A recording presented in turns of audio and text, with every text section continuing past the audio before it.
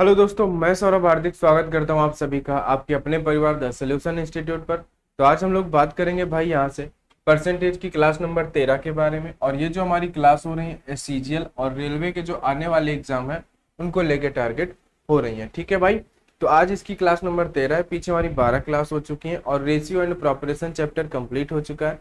जिन्होंने वो क्लास नहीं देखी है, चैनल की प्लेलिस्ट पे चले जाना, वहां पे आपको वो सारी क्लासेस मिल जाएंगी। वहां से जाके आप वो सारी क्लास देख सकते हैं। ठीक है भाई, और जिन्होंने अभी तक चैनल को सब्सक्राइब नहीं किया है, प्लीज वो सभी लोग चैनल को सब्सक्राइब जरूर कर लेंगे। तो चलिए हम लोग आगे चलते हैं। अगर इस क्लास का पीडीएफ चाहिए तो आप टेलीग्राम ज्वाइन कर लेना, वहां पे इन सभी क्लासेस के पीडीएफ आपको मिल जाते हैं। ठीक है भाई, तो आप टेलीग्राम ज्वाइन कर लेना, वहां से आपको इन सभी क्लासेस के पीडीएफ मिल जाएंगे। तो आपको किसी भी प्रकार की कोई भी दिक्कत नहीं आएगी। तो चलिए अब हम लोग चलते हैं अपने क्लास की तरफ और अपने क्लास पे फोकस करते हैं। तो भाई हमारे पास है क्वेश्चन नंबर 103 जो आपको होमवर्क में दिया गया था पिछली क्लास में। तो सभी लोगों ने इसको करने की कोशिश की होगी, है ना। जिन्होंने नहीं की है तो वो अभी कर लेंगे, ठीक है, उन्हें समझ में आ जाएगा। जिन्हें अगर कुछ भी दिक्कत है, क्या बोला है, एक व्यक्ति का मासिक वेतन, क्या बोला है भाई, एक व्यक्ति का मासिक वेतन कितना है, 1,60,000 रुपए था। वह तीन मदों व्यक्तिगत, है ना, तीन मर्दों या व्यक्तिगत और पारिवारिक खर्च, है ना, पी, पारिवारिक खर्च पी है, कर जो उसका है वो टी है, और शिक्षा ऋण जो है वो ई है, पर खर्च करता है। शेष धन उसकी बचत है। पी आय का 50% था, ई पी का 20% था और टी ई का 15% था। जब उनका वेतन 30%, जब उनका वेतन क्या होता है, जब उनका 30% जो है वेतन बढ़ा, तो उसने पी का प्रतिशत स्तर पहले जितना ही रखा, लेकिन ई पी का 30% हो गया और टी ई का 20% हो गया। दोनों बचतों का योग रुपए में क्या होगा। तो देखो, अगर आप इसको लेके करने जाओगे 1,60,000 को, तो भी कर लोगे, कोई दिक्कत वाली बात नहीं। लेकिन हम थोड़ा सा कैलकुलेशन को कम करेंगे और छोटा करेंगे। तो हम मान लेंगे, अभी हम लोग 1,60,000 रुपए को साइड करते हैं। हम मान लेते हैं कि उसके पास 100 रुपए थे। हमने क्या मान लिया, हमने मान लिया कि उसके पास 100 रुपए थे। ठीक है, और वो कहाँ कहाँ पे खर्च करता है हमें ये देखना है। तो भाई वो जो है खर्च करता है, वो कहाँ पे खर्च करता है, पहले तो कुछ उसका पारिवारिक खर्च है, फिर उसका कुछ टैक्स है, फिर उसका कुछ एजुकेशन का खर्चा है, और जो बचेगा वो उसकी सेविंग्स होगी। इतनी बात आपको समझ में आनी चाहिए। तो चलो जरा देखो, पी क्या है। पी जो है वो कितना है, आय का 50% था। पी जो है वो आय का कितना है, 50% था। 50% का मतलब कितना होता है भाई, आधा। तो 50% मतलब क्या होगा, जो पी होगा वो उसकी, है ना, वो क्या है, उसकी आय का, आय हमने 100 रुपए मानी है, तो पी कितना होगा उसका, पी जो होगा वो 50 होगा। 50% मतलब आधा है, तो वो क्या हो जाएगा, वो हो जाएगा 50। आगे बात करते हैं। ई पी का 20% था। ई जो है वो पी का 20% है। अब पी कितना है यहाँ पे, पी 50 है, और इसका 20% कितना होगा, इसका 20% होगा 10। तो ई जो है वो पी का 20% है, मतलब कि वो 10 है। बात समझ गए क्या आप, वो कितना है, वो है 10। ठीक है भाई, इतनी बात आपको समझ में आई। चलिए आगे बात करते हैं। फिर क्या बोला है, टी ई का 15% है। टी जो है वो ई का 15% है, ई है 10। अगर आप ई का 15% निकालोगे तो आपको पता है नीचे दो जीरो आएंगे, एक कैंसिल, तो यहाँ पे हो जाएगा 1.5। यानी टी जो हो गया वो कितना हो गया, 1.5 हो गया। टी कितना हो गया मेरे भाई, टी हो गया आपका 1.5। इतनी बात आप समझ गए। अब देखो जरा, अब उसकी सेविंग्स क्या होगी, इन सभी को जोड़ दो, है ना। तो ये क्या होगा, ये उसके खर्च हो गए, पारिवारिक खर्च, टैक्स और उसका एजुकेशन का खर्चा हो गया, है ना। तो जब ये सभी आप क्या करोगे, इन सभी को हटा दोगे, इन सभी को क्या करोगे, जब आप इन सभी को हटा दोगे आय में से, तो उसकी सेविंग्स बचेगी। तो देखो 50 10 60, यानी कि आपके पास है 61.5। और आप क्या करोगे, आप 100 में से इसको घटाओगे।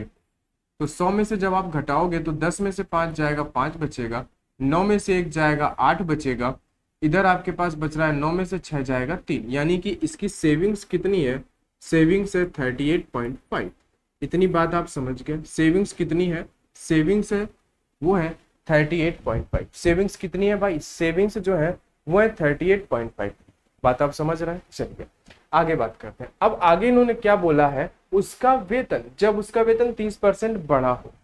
तो देखो हमने पहली कंडीशन तो कर ली, अब दूसरी कंडीशन क्या है, जब उसका वेतन 30% बढ़ गया, पहले उसका 100 था, 30% बढ़ेगा वेतन तो क्या हो जाएगा, अब हो जाएगा 130।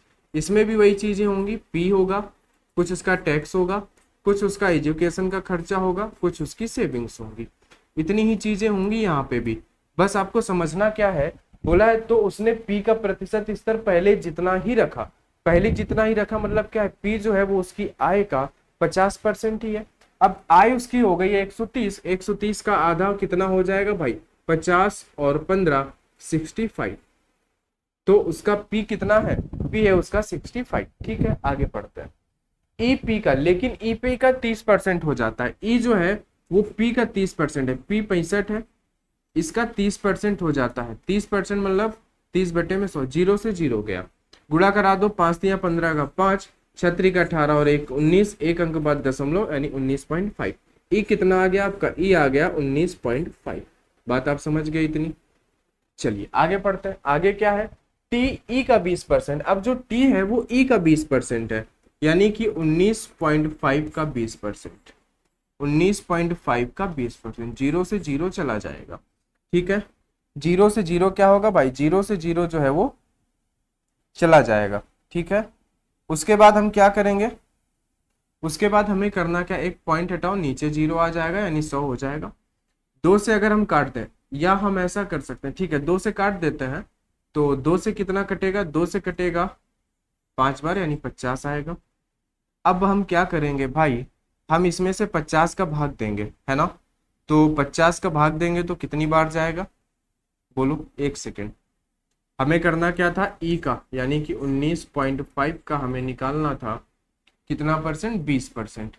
अगर हम 20% को ऐसा लिख दें, 20% मतलब 1/5 लिख दें तो भी कोई दिक्कत नहीं है।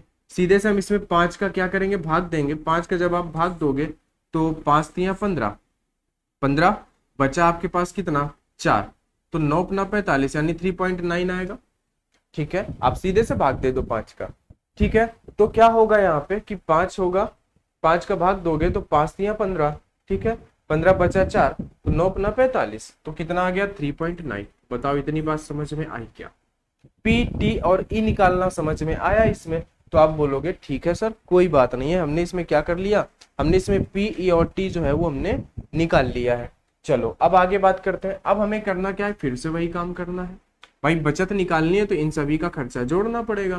तो जोड़ दो भाई, आप जोड़ोगे तो कितना आएगा, चलो हम जोड़ देते हैं इनको। 65 है, फिर 19.5 है, उसके बाद हमारे पास 3.9 है, 9 और 5 हो जाएगा आपके पास 14 का 4। ठीक है, 9 5 14, 14 और 3 होगा आपके पास 17, एक हासिल का 18 का 8, हासिल लगा एक 6, एक 7 और एक 8।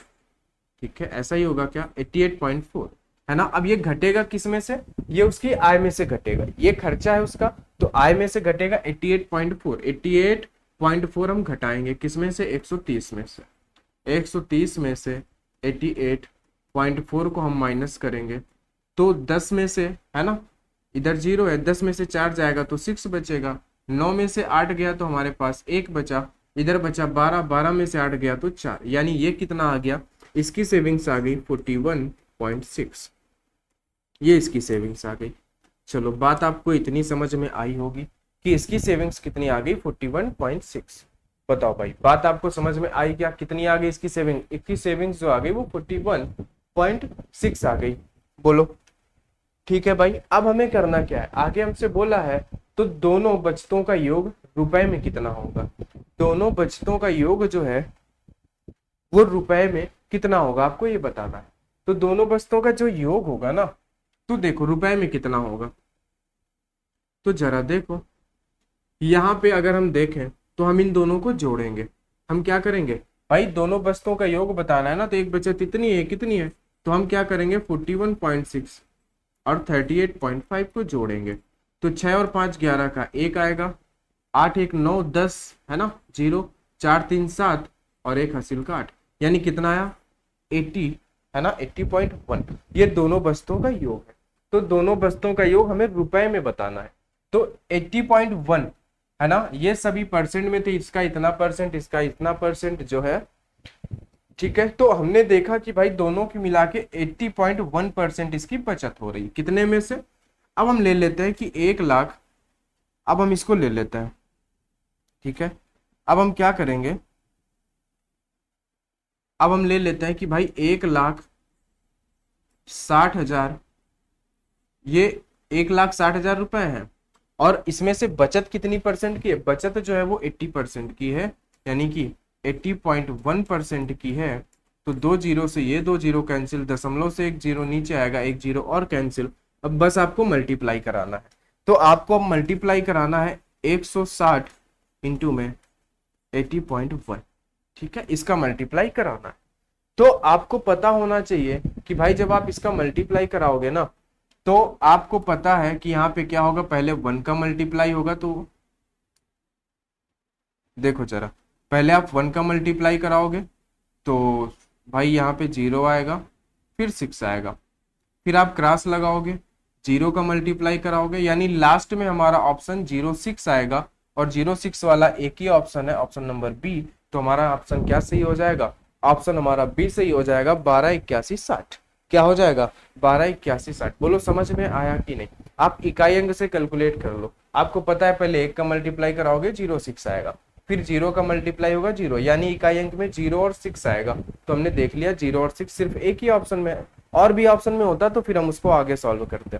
बोलो इतनी बात आपको समझ में आई, कोई दिक्कत नहीं है, ठीक है। आप इसको ऐसे कर ले जाओगे, बस सभी को हमने 100 माना, 30% आय बढ़ा दिया, और जो जैसा बोला था हमने वैसा कर दिया। 80.1% उसकी सेविंग्स का योग आया है, कितने का, 1,60,000 का 80.1% निकाल दो, आपकी सेविंग्स आ गई, ठीक है। चलिए चलते हैं इसी तरीके से अगले क्वेश्चन पे, और अगले क्वेश्चन का आप आंसर बताएंगे, बहुत ही आसान है, कोई दिक्कत वाली बात नहीं है, ठीक है। चलिए पढ़िए इस क्वेश्चन को और इसका आंसर बताइए। एक पुरुष का व्यय उसकी आय का 70% है, यदि उसकी आय में 20% और 50% की दो क्रमिक वृद्धि होती।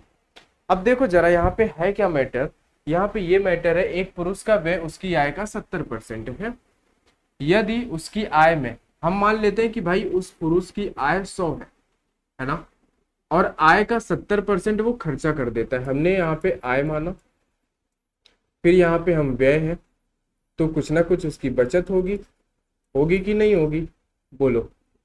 तो वो 100 में से 70 खर्चा कर दे रहा है, तो बचा कितना उसके पास, 30, ठीक है, कोई बात नहीं। आगे देखते हैं, आगे बोला है यदि उसकी आय में 20 और 50 की दो क्रमिक वृद्धि कर दी जाए, यानी 50 और 20 70 दो क्रमिक वृद्धि कर दी जाए तो कितना हो जाएगा, तो उसकी आय कितनी हो जाएगी, बताओ जरा। 50 और 20, ठीक है, की वृद्धि कर दी जाए तो उसकी आय जो है वो कितनी हो जाएगी, बताओ जरा। ठीक है भाई, बोलो बताओ भाई। चलो देखो, हमें दो क्रमिक वृद्धि करनी है, तो आप पहले 100 का 20% करोगे तो वो 120 हो जाएगा, 100 का 20% करोगे तो क्या हो जाएगा, वो हो जाएगा आपका 120। बताओ इतनी बात आपको समझ में आ रही है कि नहीं। 100 का आप करोगे तो वो हो जाएगा आपका 120, 120 जब हो जाएगा तो फिर 120 में 50% की और वृद्धि करनी है, 120 का 50% कितना होगा, इसी का आधा, यानी 60। तो टोटल कितने वृद्धि हुई, टोटल अब वो हो गया 180, यानी वो 100 से बढ़ के कितना हो गया, वो हो गया 180। बोलो ये बात आपको समझ में आई कि नहीं। भाई पहले 20 की वृद्धि करनी है, फिर 50 की, तो जब आप 20 की वृद्धि करोगे तो 120 होगा, फिर उसमें 50 की, यानी 120 का आधा 60 होगा, तो 120 में 60 की वृद्धि यानी 180 हो गया, ठीक है। चलो कोई बात नहीं, आगे बात करते हैं। आगे क्या बोला है, तो उसका नया व्यय उसके पिछले व्यय से कितना प्रतिशत अधिक या कम है, ताकि उसकी नई बचत पिछली बचत की 2.5 गुनी हो। देखो उसकी नई बचत पिछली बचत का 2.5 गुना हो, यानी ये जो नई बचत आएगी ना, ये इसका 2.5 गुना हो, तो इसका 2.5 गुना कितना होगा, 60 और 15 है ना 75, इसका नई बचत आ गई 75। अब अगर 180 में से 75 आप क्या कर दे रहे हो, बचा ले रहे हो, तो आप खर्च कितना कर रहे हो, आप खर्च कर रहे हो मेरे भाई 105। आप कितना खर्च कर रहे हो, आप खर्च कर रहे हो 105। बोलो ये बात आपको समझ में आई कि नहीं आई। आप बोलोगे ठीक है 105 हम खर्च कर देंगे। अब हमने क्या देखा, तो इसको बताना है तो उसका नया व्यय उसके पिछले व्यय से कितना अधिक है, जो नया व्यय है वो पीछे से कितना अधिक है, तो कितना आपको दिख रहा है कि ये 35 अधिक है, 70 और 105 के बीच में 35 का अंतर हुआ है, 35 अधिक है। और पूछा किससे है, पिछले व्यय से कितना अधिक है। तो जिससे बोला होता है उसको नीचे रखते हैं। पिछला व्यय 70 था, 70 को नीचे रखेंगे। 100%। 35 से कट जाएगा 2 बार, 2 से कटेगा 50 बार, यानी कि 50% की वृद्धि हुई है। क्या हुई है, 50% अधिक हुआ है, कम नहीं हुआ है, अधिक हुआ है ना। आप देख रहे हो 70 से 105 गया है, यानी कि 50% की वृद्धि हुई है। बोलो इतनी सी बात आपको समझ में आ गई कि नहीं आ गई, बताओ भाई। ठीक है ना, इतनी बात आपको समझ में आ गई। चलिए आगे बढ़ते हैं, ये आसान था। आगे आओ, यहाँ पे 105 नंबर पे आते हैं और 105 नंबर पे हम लोग बात करते हैं। आ जाओ, ये क्वेश्चन आपके सामने है। ए और बी के पास 1200 रुपए, ए और बी के पास 1200 रुपए हैं। ए अपनी धनराशि का 12% खर्च कर देता है। ए अपनी धनराशि का 12% खर्च कर देता है, जबकि जबकि बी, यहाँ पे बी होगा है ना, ए अपनी धनराशि का, और जबकि यहाँ पे लिख लेना बी, बी अपनी आय का 20% धनराशि खर्च कर देता है। अब उनके पास इतनी धनराशि बचती है जो कि संपूर्ण धनराशि का 85% है। ए के पास कितनी धनराशि है। अब देखो जरा, हम इसको करेंगे मिक्सर एंड एलिगेशन से। क्यों करेंगे, देखो हमें, क्योंकि देखा हमने क्वेश्चन में कि दो चीजें हैं, एक ए है और एक बी है। आपको पता है कि दिया क्या, उनके खर्च का परसेंट दिया है। आपको पता है जो ए कितना खर्चा करता है, आपको पता है कि ए 12% खर्च करता है। बी कितना खर्च करता है, बी खर्च करता है 20%। अब देखो उसके बाद क्या हुआ है, इनकी धनराशि बचती है जो कि संपूर्ण राशि का 85 है। अब जो इनके खर्च करने के बाद बच रहा है वो ओवरऑल दोनों का 85% बच रहा है। कितना बच रहा है, 85%। हर एक चीज अपने आप पे 100% होती है। 100 में से अगर 85 बचत घटा देंगे तो हमारे पास व्यय बचेगा जो कि कितना होगा, 15%। बताओ। और एलिगेशन में आपको पता है, मिक्सर एंड एलिगेशन में जो भी हम लेते हैं वो सेम सभी होने चाहिए। ये खर्च का रेशियो है, ये भी खर्च का परसेंट है, ये भी खर्च का परसेंट है, तो ओवरऑल जो आएगा वो भी खर्च का ही परसेंट आएगा। तो आप अपने दिमाग से सोचो कि 85% उसकी धनराशि बचती है, तो खर्च कितनी हुई, खर्च हुई 15%। यानी ओवरऑल उन्होंने कितना खर्चा किया है, ओवरऑल उन्होंने 15% खर्चा किया है। अब जब भी आप क्या करोगे, जब भी आप आय व्यय और बचत वाले क्वेश्चन में इनका मिक्सर एंड एलिगेशन करोगे तो आपके पास हमेशा क्या निकल के आएगा, आय निकल के आएगी। 12 और 5 में अंतर 3 का है, 15 और इसमें अंतर 5 का है, यानी उनकी आय का अनुपात 5:3 है। उनकी आय का अनुपात कितना है भाई, उनकी आय का अनुपात जो है वो है 5:3। बात आप समझे कि नहीं, उनकी आय का अनुपात जो है वो क्या है, वो है 5:3। ठीक है भाई, चलो आगे देखते हैं। और उनकी आय देखो, हमें आय उनकी दी है, यहाँ पे आय उनकी कितनी है, आय उनकी है 1200। ठीक है, हमसे पूछा है क्वेश्चन में ए के पास कितनी धनराशि बची है। देखो 1200 रुपए टोटल आय है, जबकि रेशियो के हिसाब से हमारे पास 8 है, तो हम 8 से भाग देंगे। और बोला है ए के पास कितनी धनराशि बची है, तो हमें ए का पूछा है, तो ए कितना है भाई, ए है 5, तो हम 5 का गुणा करा देंगे। ठीक है, तो 15 अट्ठे 120 यानी 150, और 150 में 5 का गुणा कराओगे तो आ जाएगा 750 रुपए। और आप बोलोगे कि यही इसका आंसर है, जो कि पूरा पूरा गलत है। क्या है, गलत है। क्यों गलत है, क्वेश्चन ध्यान से पढ़ो। क्या बोला है, ए के पास कितनी धनराशि बची, इसको पढ़ो, कितनी धनराशि बची है। क्या है, कितनी धनराशि बची है। तो आपने देखा कि हमने यहाँ से क्या निकाला, हमने 5 का गुणा कराया, तो वो तो एक ही धनराशि आ गई ना मेरे भाई, ये तो एक ही टोटल धनराशि है 750। लेकिन हमसे पूछा है बची कितनी, तो आपको पता है कि उसकी 750 टोटल धनराशि है, जिसमें से 12% वो खर्च कर देता है। क्या करता है, 12% खर्च कर देता है। या तो आप 75 का 750 का 12% निकाल के घटा दोगे तो उसकी बचत आ जाएगी, या तो फिर आप ऐसे करो कि भाई हर एक चीज 100% होती है, अगर उसने 12% खर्च कर दिया है तो उसके पास बचा कितना, 88%। तो अगर हम चाहें तो सीधे से 750 का 88% निकाल दें। 750 का 88% हम डायरेक्ट निकाल सकते हैं, और वो डायरेक्ट क्या हो जाएगा, वो हो जाएगा 660। जब आप इसका 88% निकालोगे तो होगा 660 कैसे, देखो जरा, यहाँ पे है आपके पास 75/100। तो आपको पता है कि भाई आप क्या करोगे, आपको पता है कि भाई आप 75 को क्या लिख सकते हो, बताओ जरा, 75 को आप क्या लिख दोगे, है ना। चलो छोड़ो उसको, छोड़ो कोई बात नहीं है, लेकिन आप इसको सिंपल भी कैलकुलेट कर लेना। आप इसको कैलकुलेट कर लोगे, 0 से 0 आप 2 से काट लेना, आपका आंसर आ जाएगा 660, है ना। या तो आपको अगर दिखेगा 75/100, तो आप क्या करोगे, आप उसको लिख सकते हो 3/4, 25 या 75, 25 चौके 100, आप उसको आराम से कर ले जाओगे। ठीक है भाई, चलो हो गया, है ना। अब देखो आप इसको ऐसे कर सकते हो, भाई ये 0 है यहाँ पे, हमें उससे लेना देना नहीं है, हमें क्या है, हमें 0 से लेना देना नहीं है। हम इसको लिख देते हैं एक सेकंड के लिए, 75 को 25 या 75 और नीचे 100 हम मान लेते हैं, है ना। अब अगर हम 0 नहीं काटते हैं, 25 चौके 100 और इंटू में हमारा आएगा 88, 4 से कैंसिल हो जाएगा 22 बार, 22 या 66, और ये 0 हमने जो नहीं लिया है वो भी ले लेंगे तो 660 आ जाएगा। ऐसे कर लोगे, है ना। जब आप कैलकुलेशन करोगे, प्रैक्टिस करोगे, तो आपको ये सारी चीजें आ जाएंगी। ठीक है, चलिए अगले क्वेश्चन पे चलते हैं। क्वेश्चन नंबर है हमारे पास 55, क्योंकि बहुत ही प्यारा क्वेश्चन है आपके पास 55 नंबर, और ये होगा हमारे पास टाइप नंबर 18। कुछ नया है क्वेश्चन में, कुछ बदलाव है, तो हम इसको बोलेंगे कि भाई ये हमारे पास क्या है, ये हमारे पास टाइप नंबर 18। क्या है ये हमारे पास टाइप नंबर 18।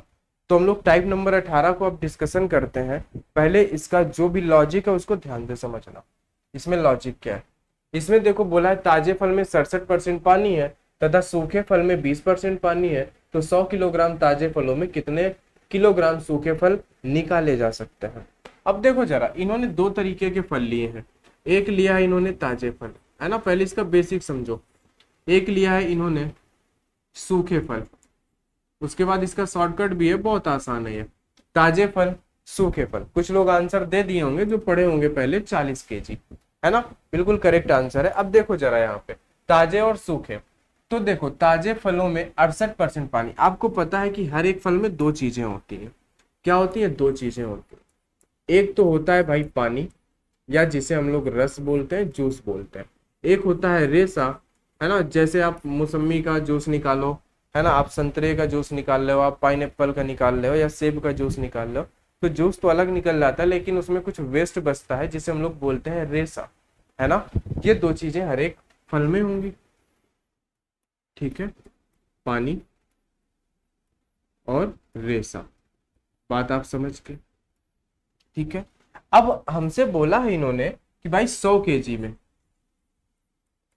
100 केजी, है ना, 100 किलोग्राम में ताजे फलों से कितने सूखे फल बनाए जा सकते हैं, यानी 100 केजी में से कितने सूखे फल बनाए जा सकते हैं, है ना। आप एक चीज जरा सोचो यहाँ पे, पहले इसको पूरा करता है भाई। ताजे फल में 68% पानी है, कितना है, ताजे फल में जो है 68% पानी है, तो बचा कितना आपके पास, बताओ जरा। 32, 32% रेसा होगा, ठीक है। अगर 68% पानी है तो 32% उस पे रेसा होगा। बात करें अगर यहाँ पे, तो सूखे फलों में, अगर सूखे फल में 20% पानी है, अगर 20% पानी है तो भाई 80% क्या होगा, 80% रेसा होगा। है दो ही चीजें, अगर 20% पानी है तो 80% रेसा होगा, उसमें कोई कहने वाली बात ही नहीं है। ठीक है, चलो आगे देखते हैं। आगे हम जब देखते हैं तो बात करते हैं यहाँ पे कि भाई हमने देखा कि भाई एक अगर अंगूर है जो कि ताजा है ना, और जब इसको सुखा देते हैं तो ये कुछ ऐसा बन जाता है। बताओ, कोई भी फल आप सुखा दोगे तो वो छोटा हो जाएगा। तो आपके दिमाग में ये आना चाहिए कि भाई फल से क्या कम हो रहा है, रेसा तो बाहर जाएगा नहीं, पानी ही सूखेगा ना, तो पानी कम होता है, रेसा कम नहीं होता है ना, तो पानी की मात्रा कम ज्यादा होगी लेकिन रेसा बराबर रहेगा। जितना रेसा ताजे फल में उतना ही रेसा सूखे फल में। तो बस हमें रेसे को पकड़ना है, पानी से कोई लेना देना नहीं है। हम यहाँ पे मान लेते हैं कि 100 किलो में, है ना, 100 केजी में 32% रेसा था। कितना था, 32% रेसा था। तो हमें बताना है कि ताजे फलों से कितने सूखे बनाए जा सकते हैं, कितने सूखे फलों में से 80% रेसा होगा। बात समझ में आई कि नहीं आई। हमें नहीं पता कितने सूखे फल हैं, इसलिए हमने उसकी जगह पे क्या रखा, एक्स रखा, लेकिन हमें ये पता है कि उसमें से रेसा कितने होंगे, है ना, 80% ही होगा। पानी तो भाई अगर 20% है सूखे फल में, भाई पानी से कोई लेना देना नहीं है, पानी कम ज्यादा होता रहता है भाई। आज ताजे फल में पानी कुछ और है, सूखे फल में कुछ और है, लेकिन रेसा की मात्रा तो सेम रहेगी ना, इसलिए हम रेसे को कैलकुलेट करते हैं। अगर 100 केजी में 32% रेसा है तो कितने किलो में 80% रेसा होगा? तो आपको पता है कि हम क्या करेंगे, 100 गुणे में 32 अपॉन ये 80 इधर आ जाएगा, बराबर में रहेगा x। बस इसको कैलकुलेट करना है, 0 से 0 गया है ना, 8 चौके 32, यानी x बराबर आ गया आपका 40 केजी, है ना। यानी कि 40 केजी फलों में 40 केजी जो है वो सूखे फल बनाए जा सकते हैं 100 किलो से। ठीक है, हो गया, बात समझ गए। चलिए अगले क्वेश्चन पे आते हैं और आपको बात समझाते हैं। अगले क्वेश्चन पे आते हैं और आपको एक बार बात को समझाते हैं, इसको छोटी सी लैंग्वेज में करके आपको बताते हैं। भाई 20 किलोग्राम ताजे तरबूज में 96% पानी है। अब देखो हमें पानी से लेना देना नहीं है भाई, अगर 20 केजी में 96% पानी है तो रेसा कितना होगा, 4%, है ना। तो कुछ समय बाद इसमें 95% पानी रह जाता है, तरबूज का वर्तमान वजन।